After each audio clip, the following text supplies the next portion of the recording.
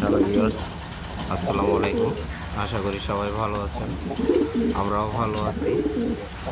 আমার এই কবুতর জোড়া নিয়ে আজকে আপনাদের সাথে একটু কথা বলবো। এটার ভিতরে মানে এই জোড়া বললেই চলে। ওদের ডিম বাচ্চা, ওরা ভালোই ডিম বাচ্চা করে। এর আগে ওদের ডিম বাচ্চা নিয়েছি আমি। পায়রিটা হচ্ছে মোজাওয়ালা পায়রি, আর পায়রাটার হচ্ছে হাফ মোজা। তো ওদের বাচ্চা মোজাওয়ালা বাচ্চাই বের হয় বেশি। এর আগে যে কয়েকটা বাচ্চা পাইছি বেশিরভাগ বাচ্চাই মোজাওয়ালা ছিল।